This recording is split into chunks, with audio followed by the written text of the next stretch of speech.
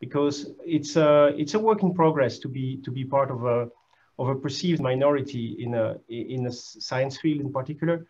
And so, you know, it's something that you have to work on all your career. And in fact, it's what the Professor Wirtz was saying. She says that she has the imposter syndrome, and I smiled when she said that, because I know she has that sometime, but I can tell you she has absolutely no reason to have that syndrome. And in fact, this is one of those things. It's like anxiety. There's no point in telling people, don't be anxious, don't be anxious, don't be this, don't be that. That's not helping. So this is actually a process. This is not something that we fix overnight, but this is what we are trying to do in the physics department here at RPI, is to at least provide an environment where people feel accepted, and they feel that there is no institutional barrier against anybody. So I have a little anecdote to tell you before, as I get started. Oh, actually, I give you the anecdote in a minute when in the context of something I'm going to present to you in a second. So before we get started, I'd like to thank you all for being here, and also the panelists to be here. I'd like to thank as well Professor Wirtz, who has been doing an amazing job with this program that she put together with the students, with the women in physics at RPI. This is something that was possible because, of course, all the dedication and the drive to make a difference. But it's also something that we can do here at RPI because of the size of our program, where this idea of a support group is start to be possible, because we have, I would say, more than one person in the room, as you say, the only woman in the room, something like that. We don't have that very often anymore, which is a great thing. So let me, just because you're not here to listen to me, I'm going to try to go fast. Can you change the next slide, please?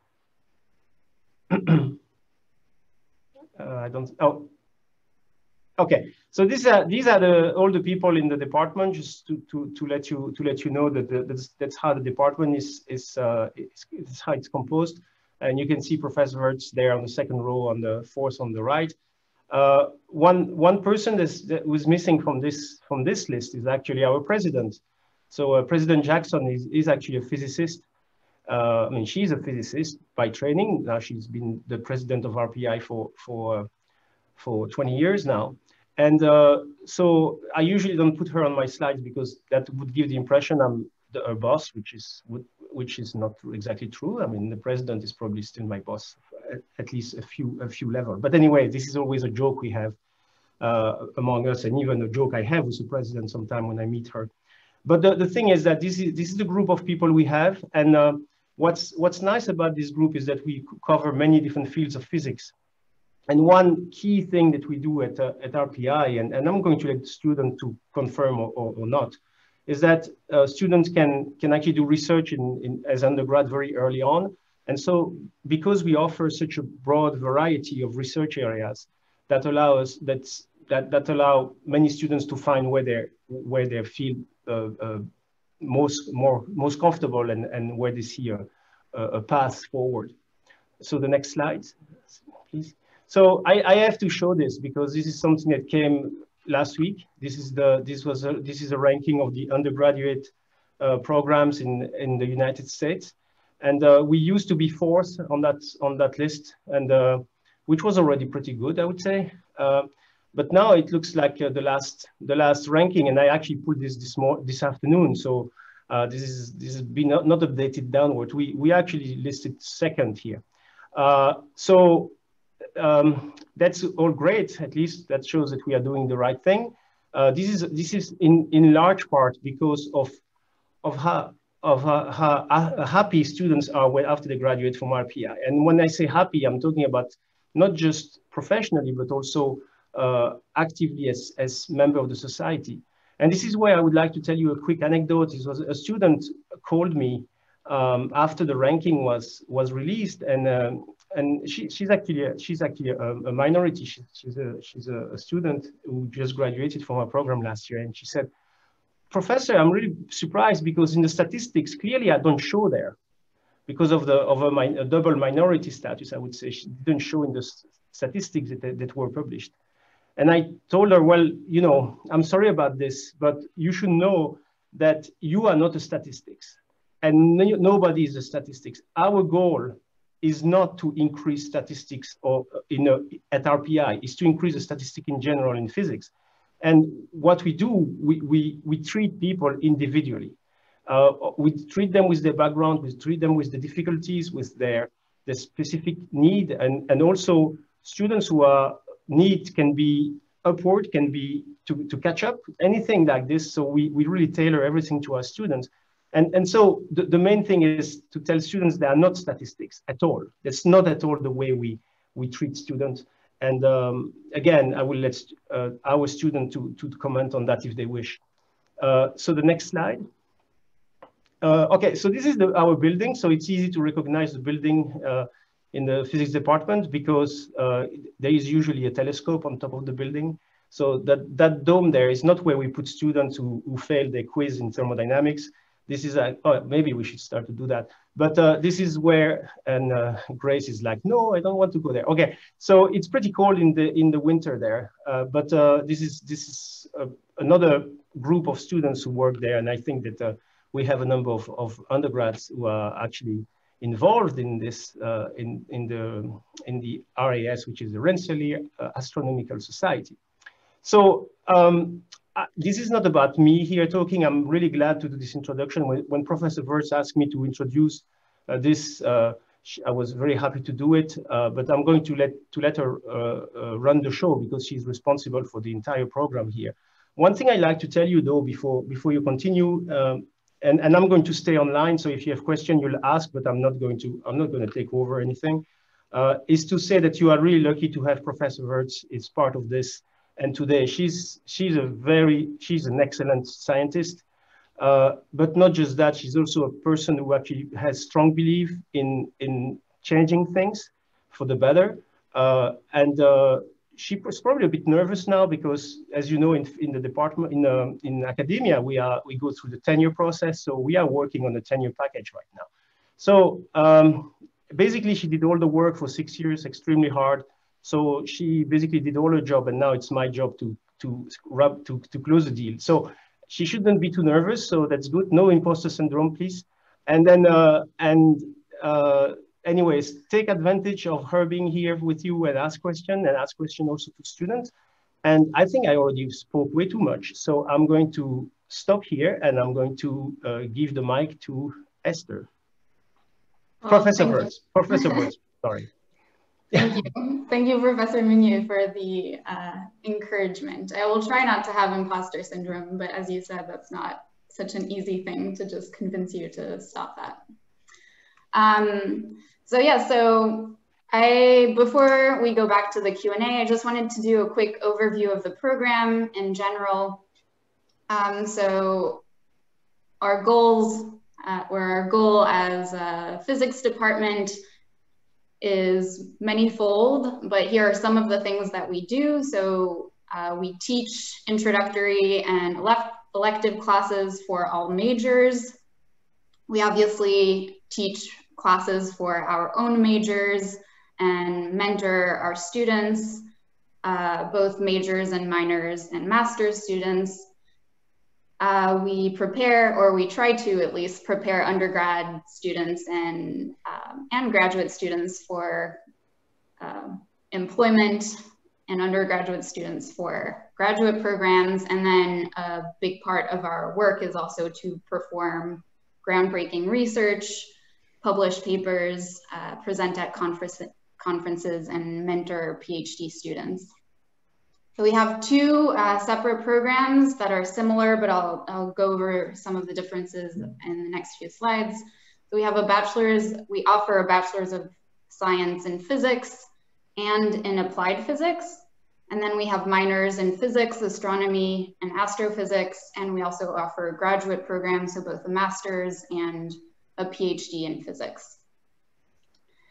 So here is, this might be a little bit overwhelming, but this is a typical template for one of our physics students coming in at RPI. So in green, you have the core physics courses, and you can see we have this honors physics program. So that is to help our physics students get a really strong introductory background, and then sort of a typical but very good sequence in upper level physics courses, math courses, science courses, and humanities and social sciences electives as well. Then the applied physics program is very similar, but the main difference are these purple boxes, so these technical electives. So the applied physics program allows you to delve deep into a subfield that you might be interested in. And this could really be anything at all. So it could be a subfield of physics, so it could be computational physics or optics, but it could also be something completely different. So sustainability studies or economics or anything that you really can come up with. So these would just be electives that would be focused in any sub area that you are interested in pursuing. As Professor Meunier indicated, I think we are really enthusiastic about undergraduate research. So most of our students do research at some point during their undergraduate degree. It's been a little bit difficult with the social distancing and the pandemic and all of that, but hopefully by the time you come to RPI, things will have gone back to normal, fingers crossed.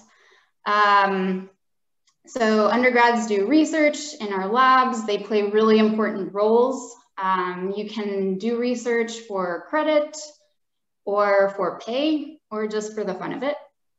And we also encourage students to go out and look for research opportunities at other institutions. Here are some of the places that our graduates have gone on to graduate school at. So some of the top universities in the country, universities all over the world as well. But some students also go and get a job after they finish their bachelor's. And so I just want to state right now that a physics degree is something that makes you employable. You don't have to be an engineer to get a good job with a bachelor's degree. And so our students have gone on to be employed in companies like GE, IBM, Boeing, and many others. So tell your parents if that's something they worry about. And so then there are many different clubs on campus, but obviously this is the Women in Physics hosted webinar. So I'm just gonna pause and highlight this right now. So this is really a community of women who seek to support each other. We try to talk about issues that are of importance to us. So women in physics, we often read papers on societal issues of, that impact minorities particularly, but not only women in STEM. And just try to, have an environment where we're not always the only woman in the room.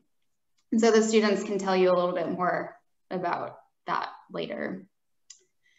Another very active and important club at RPI is the Society of Physics Students. So this is a great resource for physics majors. The president is here with us today, so Erica, so you can ask her questions about that. I think both the president and the vice president this year are women. So we have a great women-led SPS. And so Erica can tell you more about that. Professor Meunier talked about the observatory, and that's also a student-led club. And so the students run the observatory when it's open, and they have the keys. They go up there they do stuff. I don't know, I haven't gone myself, but I don't know if any of the students are part of this, but maybe they can tell you. We also have access to this Center for Computational Innovations, which Professor Meunier can tell you more about because he does computation and I'm an experimental physicist. And so it's this huge supercomputer with lots of computing power that faculty and students that are doing research at RPI can use. And obviously there are all sorts of other clubs, so if you have questions, feel free to ask us about that. And I'll end the presentation here and